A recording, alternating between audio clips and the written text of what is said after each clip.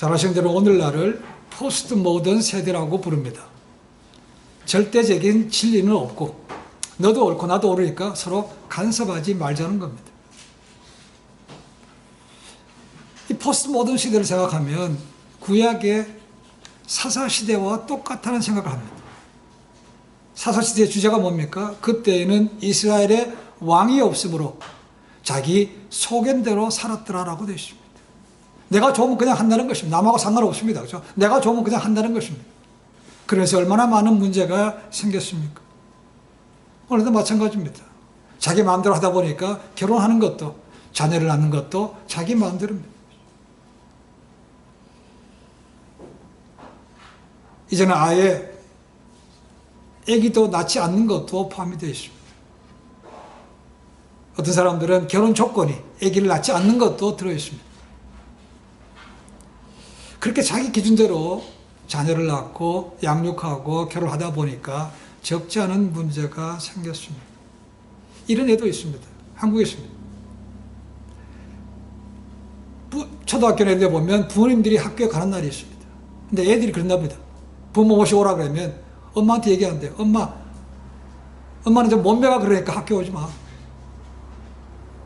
엄마는 외모가 그러니까 오지 말라고 한다. 애들한테. 그걸 학교에서 가르치셨겠습니까? 그렇지 않죠. 그죠? 물론 미디어의 영향이 크다고 봅니다. 그리고 어쩌면 부모님들이 한 행동들이 자녀들에게 그대로 그냥 전달되는지도 모르겠습니다.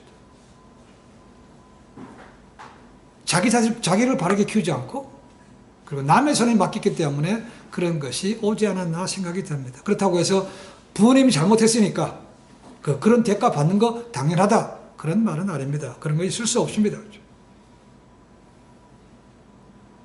지금 세대는 자기밖에 모르기에 자기를 낳아주고 길러주신 부모님도 별로 개의치 않습니다. 자기 마음대로 하겠다는 거죠. 그리고 감사도 별로 없습니다.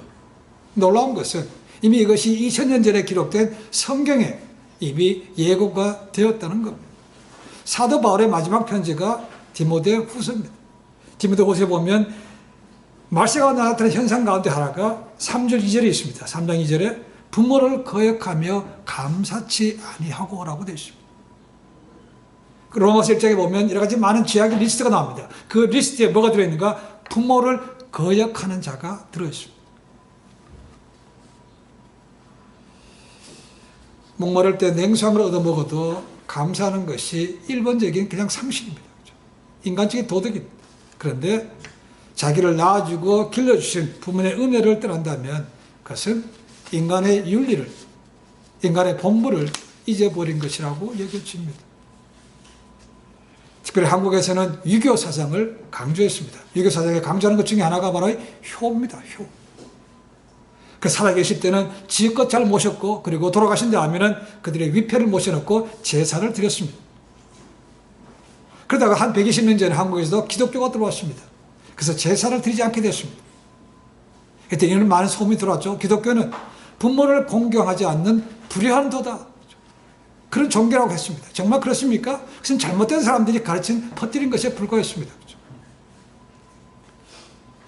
기독교는 말로 말씀처럼 오히려 그 어떤 종교보다도 부모를 잘 섬기라고 가르치는 그런 종교인 것은 분명히 합니다.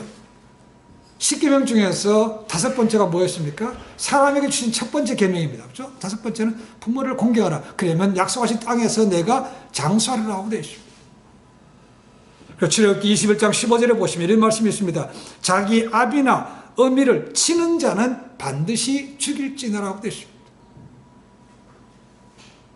부모를 누가 칩니까? 있습니다. 그렇죠?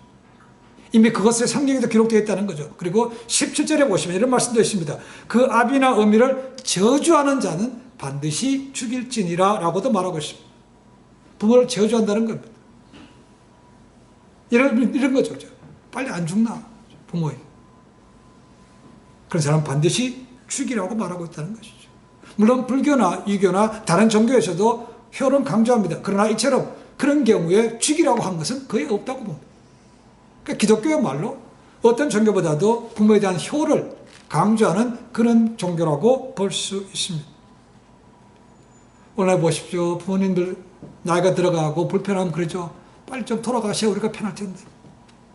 아니면 빨리 돌아가셔야 좀 우리가 좀 재산도 얻는데 생각하는 굉장히 많습니다. 가정에서 그것이 바르겠습니까? 라는 거죠.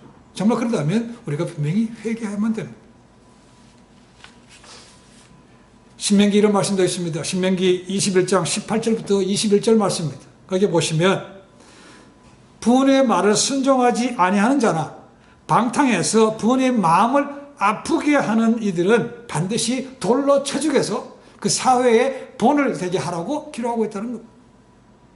그럼 오늘날 이 말씀이 이루어진다면 아마 죽을 사람 상당히 많을 거지 않겠습니까? 미국에서는 부모님을 자녀가 모시는 경우는 거의 없습니다. 그리고 한국은 그리고 오래 전까지는 왜도 장남이 주로 모셨습니다. 그러니까 얼마나 어렵겠습니까? 그죠? 그걸 당연한 것처럼 얘기했습니다. 힘들어 합니다. 그죠? 그런 것 때문에 장남이다 그러면 결혼하기가 더 힘들어졌다고 얘기합니다. 그죠? 누가 시집 가겠냐는 것이죠. 모시고 산다 그러면 아마 시집 안 갈 겁니다. 그죠? 때로는 그렇게 살다가도 이제는 많이 바뀌어서 부모님도 점점 나이가 들어가시면 이제는 홀로 사는 것으로 독립하는 쪽으로 바뀌는 경향이라고 말을 합니다. 과거에는 양로원이라든가 요양시설을 그렇게 별로 좋게 보지 않았습니다. 그런데 이제는 자녀들에게 얹혀 살면서 서로 껄끄럽기보다는 그런 것을 더 선호하는 사람들이 점점 늘어나고 있습니다. 또한 젊은 자녀일수록 부모가 그렇게 하기를 바라는 경향이 굉장히 더 크다고 말을 합니다. 그럼 갈수록 노령화가 되고 있습니다. 그렇죠? 이제는 그분들의 입장에서 좀 더 배려하는 것이 더 많이 필요합니다. 더욱이 치매에 걸려서 알아보지도 못한다면, 더욱이 육체가 불편해서 거동을 못한다면 참 어렵습니다. 이제는 부모 세대를 바라보기도 하지만 이제 저희가 점점 그런 세대를 가고 있습니다. 그렇죠? 그 준비한다는 것이 그런 것이죠. 어떻게 할 것인가? 마땅히 자녀된 도리에서 살아계신 동안에는 잘 섬기는 것이 맞습니다. 그렇다고 해서 반드시 부모님을 우리 집에 모셔야 된다 그런 의미는 아닙니다. 오히려 그것 때문에 더 많이 어려울 수 있습니다. 부모님도 불편하기 때문에 그걸 원하지 않을 수도 있습니다. 따로 살더라도 인간적인 도리는 하는 것이 맞다고 얘기했습니다. 특히 믿음의 사람이라면 이게 하나님께서 주신 계명이기 때문에 더더욱 잘 지켜야 된다고 생각합니다. 오늘 자녀들 보시면 이기주의가 많아서 부모에게 뭔가 끝까지 의지하는 사람들이 너무 많습니다. 돈이 필요하면 옵니다. 아니 필요하면 부모님께 맡깁니다. 놀러 갈 때 부모는 자녀 데려와서 자녀를 그냥 맡깁니다. 그렇죠? 사업이 어렵다고 맡기고 갑니다. 부모님들은 그걸 키웁니다. 그렇죠? 그런 것이 많아졌기 때문에 영화로도 만들어졌습니다. 저도 과거 몇 년 전에 그런 영화를 본 적이 있습니다. 집으로라는 영화입니다. 집으로. 사업에 실패했다고 해서 시골에 있는 부모한테 맡겼던 그 손자, 그 할머니와 그런 사랑의 관계에서 세워지는 것이죠. 떠날 때로 또 아쉬워합니다. 이 현실입니다. 우리 구원자 되신 예수님 이 땅에 사는 동안 부모님 섬기는 본을 보여주셨습니다. 성경에는 예수님의 탄생 외에 어린 시절의 모습을 거의 기록하지 있지 않습니다. 유일하게 누가복음에만 예수님께서 12살 때 있었던 일을 기록하고 있습니다. 누가복음 2장 51절에 보면 이런 표현이 있습니다. 예수께서 한 가지로 내려가사 나사렛에 이르러 순종하여 받으시더라 라고 되어 있습니다. 우리말은 그렇게 되어 있지만 원문에 정확하게 번역하면 부모의 권세에 순종하여 받으시더라 라는 것입니다. 부모의 권세에 순종하셨다는 겁니다. 그분이 비록 하나님이시고 하나님의 아들이지만 부모님 밑에서 그들의 권세를 인정하셔서 섬겼다는 겁니다.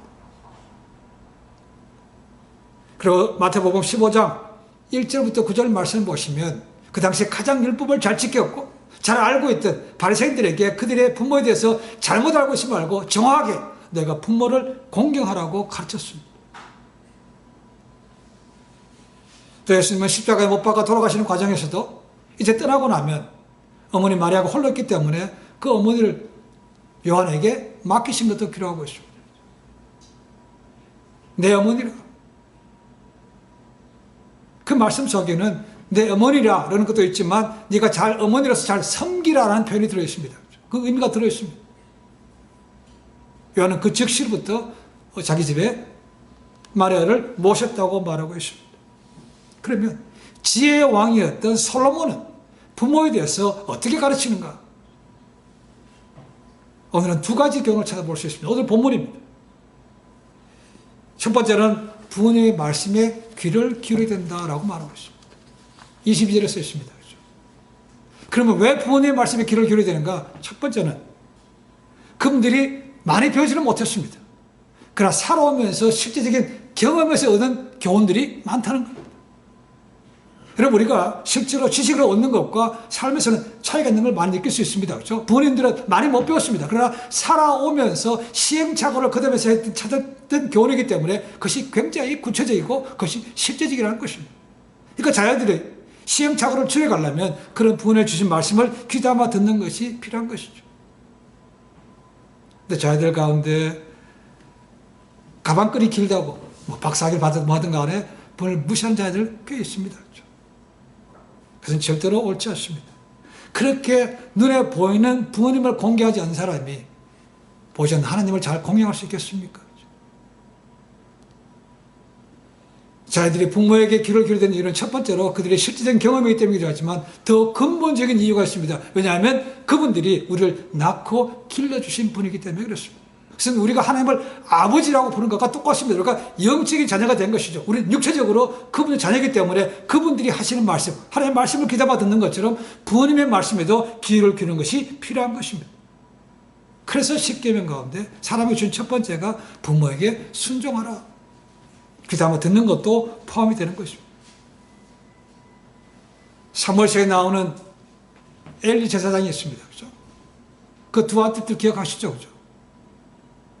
아버지의 말씀을 듣지 않고 가르쳤지만 듣지 않고 불순종하다가 사람들로부터도 손가락질 받았고 결국은 전쟁터에 나갔을 때 블레셋과의 싸움 전쟁에서 법궤도 뺏기고 자기들도 죽습니다.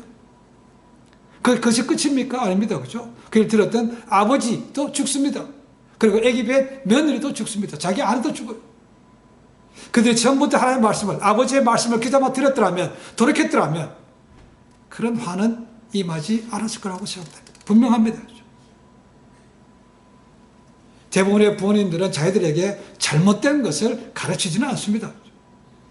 그래서 경험상으로 보기에도 분명히 그렇습니다.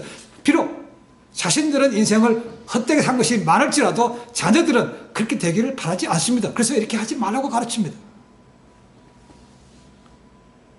자기가 비록 건강하지 못하지만 자기들에게 이렇게 해서 이거 하지 말아서 건강 잘 지키라고 말씀하십니다.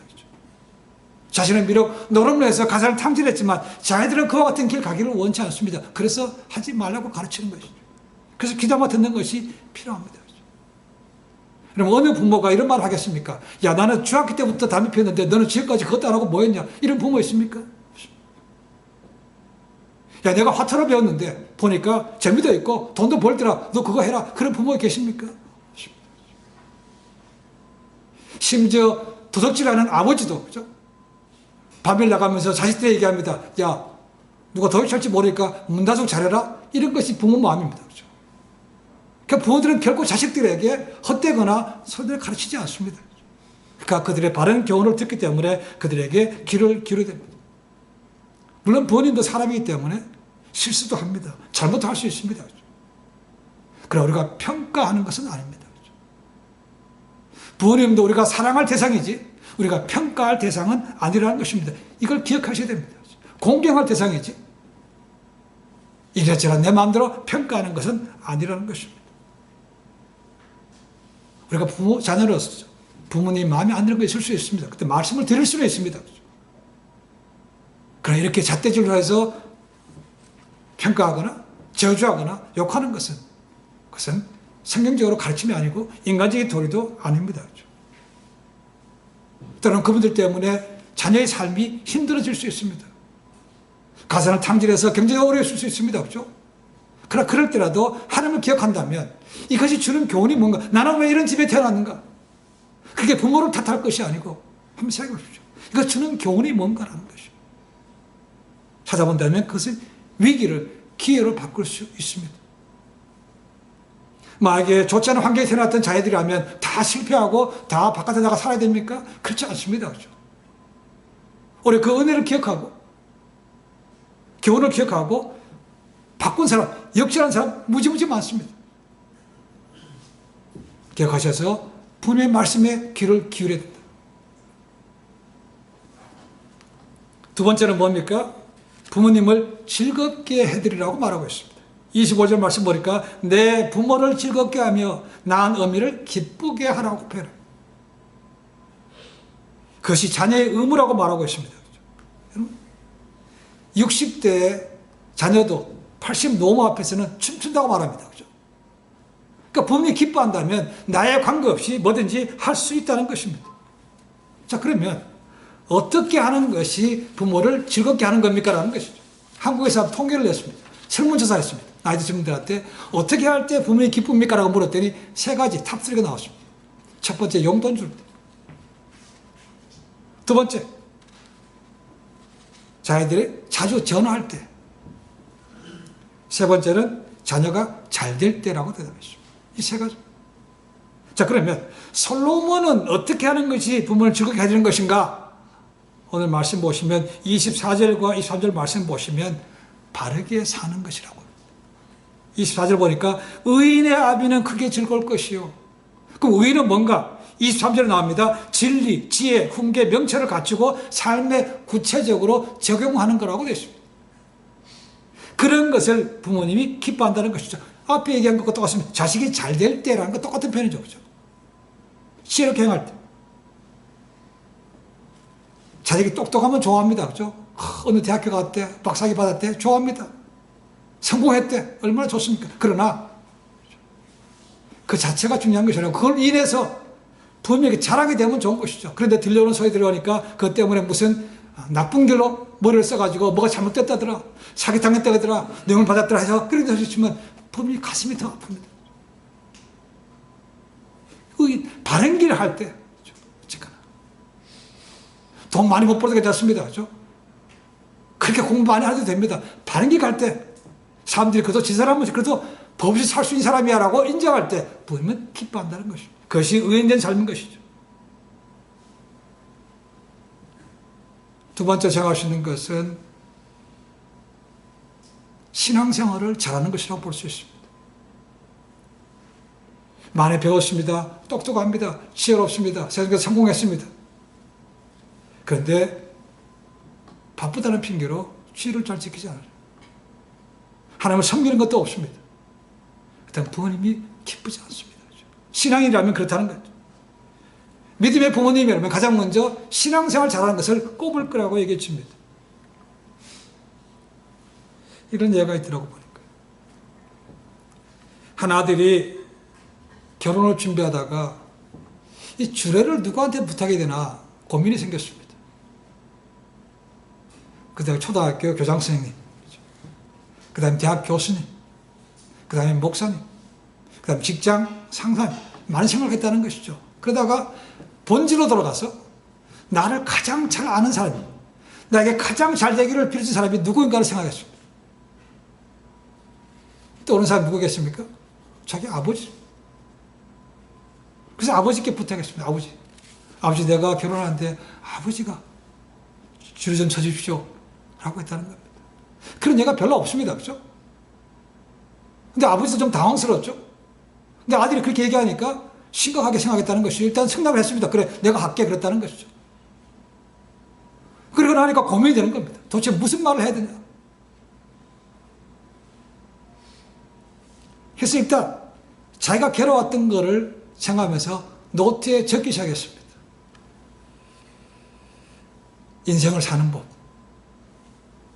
세상에서 바르게 살아가는 법, 직장에서 남들과의 생각, 사업하는 방법, 아내를 사랑하는 법, 자녀를 양육하는 법 쭉 적었습니다. 그러다 보니까 얇은 노트 한 권이 나오더라고요. 노트 한 권. 그거 가지고 줄에 설 수 있겠습니까? 못하는 거죠.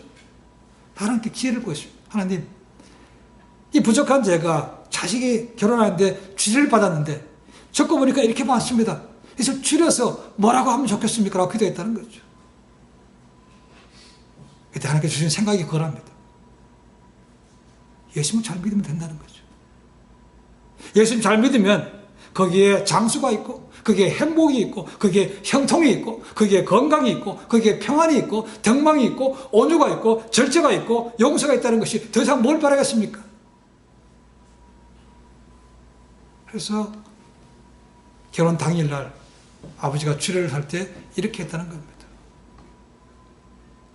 아들아, 새아가야, 예수 잘 믿어라. 그랬더니 거기에 모였던 하객들 전부 다 기립박수를 쳤다는 겁니다. 짧아서 그런 것도 있고 너무나 함축적이기 때문에 그게 감동이 왔다는 겁니다. 부모님을 기쁘게 해드리는 것, 믿는 집안이라면 신앙생활을 잘하는 것이 부모님을 기쁘게 해드리는 것입니다. 바르게 사는 것, 세상에서 잘하는 것 외에 또 하나의 것이 있습니다. 그것은 뭐냐 하면 자녀들과 함께 부모님을 자주 찾아뵙는 것입니다. 앞에서 설문에서 나왔습니다. 그렇죠? 자주 찾아오더라. 전화하더라. 물론 전화하는 것과 찾아가는 것은 좀 다릅니다. 그렇죠? 갈 수 없는 입장이라면 전화할 수 있습니다. 그러나 가능하다면 같이 자녀들과 함께 찾아뵙는 것이 훨씬 더 좋습니다. 물론 때로는 알아보지 못하는 것 때문에 고민이 될 수도 있습니다. 그렇죠? 알아보지 못해 가면 뭐합니까? 그렇죠? 아니, 몸이 부비동해서 어디 가지도 못하고 그냥 누워만 계셔야 되는데 꼭 그렇게 해야 됩니까? 그렇지 않습니다. 그런데 불구하고 이 잠재의식, 알아보지 못할지라도 잠재의식이 있어서 알아볼 수 있습니다. 그렇죠? 누워 계시지만 그 기뻐하실 수 있다는 겁니다. 그래서 가능하면 찾아뵙는 것이 좋다는 것입니다. 자식이 성공했다고 얘기하는데 세상적으로 유명하다고 그러는데 용돈만 보내고 1년에 한 번 찾아오지도 않고 명절에도 찾아오지 않고 전화 한 번 없다면 가슴이 얼마나 아프겠습니까?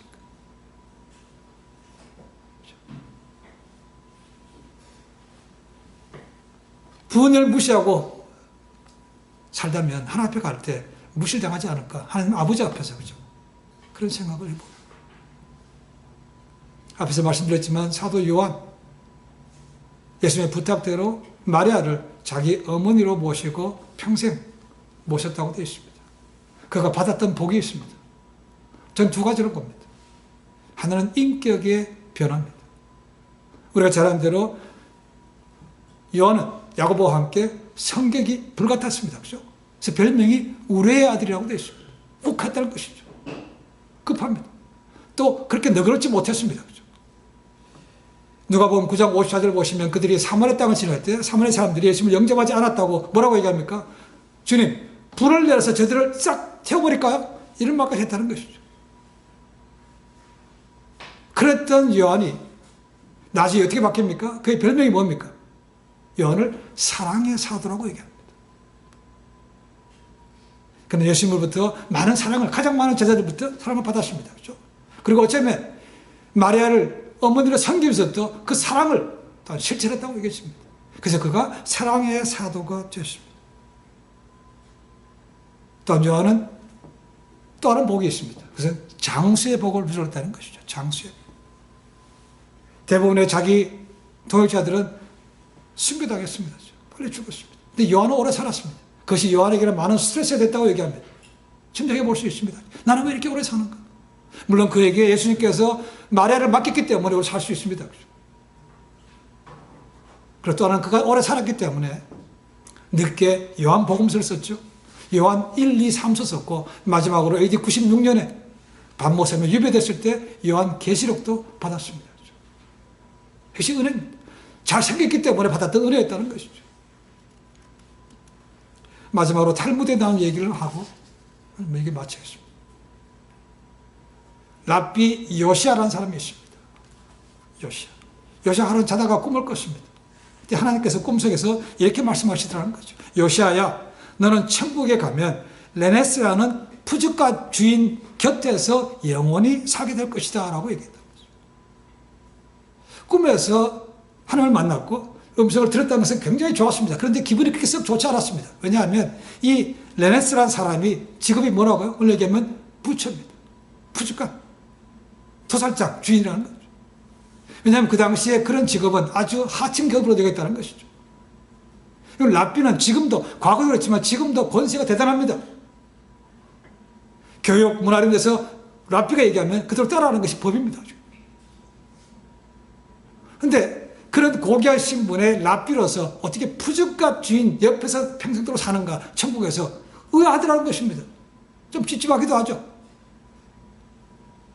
그래서 이 레네스라는 사람이 누군가 실제로 있는 사람인가 찾아봤다는 겁니다. 수정을 해보니까 며칠 뒤에 그런 사람이 저 시골에서 살고 있더라는 겁니다.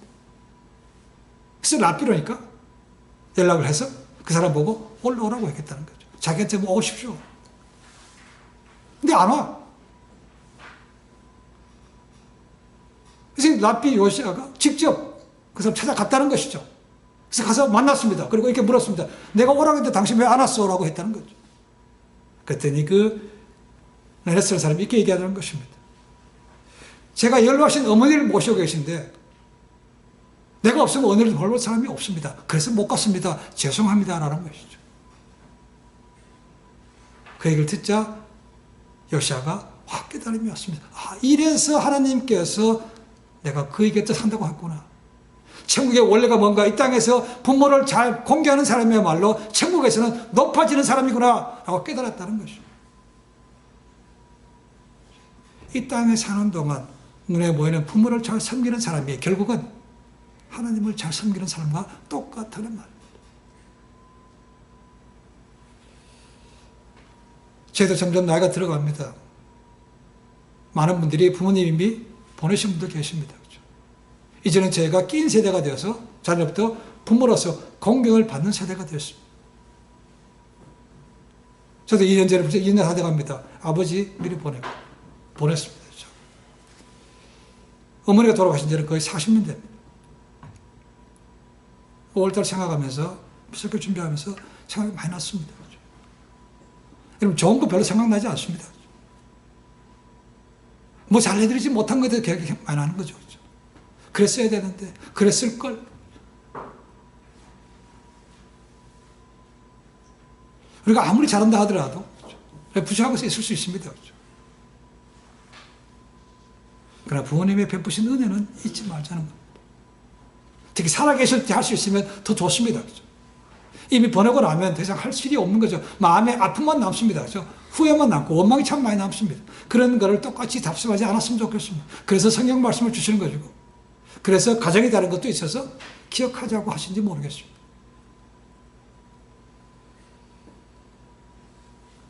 부모님이 살아계신다면 살아계시는 동안 잘 모셔서 그분들을 기쁘게 해드릴 뿐만 아니고 하나님께 예비된 많은 복을 누리시고 또 믿음의 자녀들에게도 본이 되는 그런 아름다운 믿음의 삶이 되시기를 주님을 간절히 축원해 드립니다. 기도하겠습니다. 여러분 부모님 살아계시다면 자주 연락 드리십니까? 자, 오늘 집에 가면 한국은 5월 8일입니다. 그렇죠? 월요일입니다. 어버이날입니다. 그렇죠? 어머니날에서 어버이날로 바뀌었습니다. 안부 전할 수 있으면 좋겠습니다. 제가 예수 믿고 나서 잘 하지 못했던 그런 말이 있습니다. 아버지 사랑합니다는. 사랑합니다는 말을 참 못했습니다. 뭐 체면상 그렇기도 하고 그게 전혀 그런 게 없었는데 그렇죠? 전화를 드리거나 찾아뵙고 큰 인사드리고 사랑합니다 하면 좀 처음에는 많이 어색했습니다. 나중에 그런 걸 느낍니다. 부모님은 뭐 큰 거 바라지 않습니다. 그렇죠? 작은 것이라도 기뻐하십니다. 뭐 용돈 보냈으니까 뭐 다 되지. 그게 아니고 따뜻한 전화 있으면 한번 찾아오면 굉장히 기뻐한다고 생각합니다. 올 가정의 달 기억하시면서 살아계시다면 부모님께 더 잘해드릴 수 있는 그런 마음의 기도를 같이 올려드리겠습니다. 기도하겠습니다.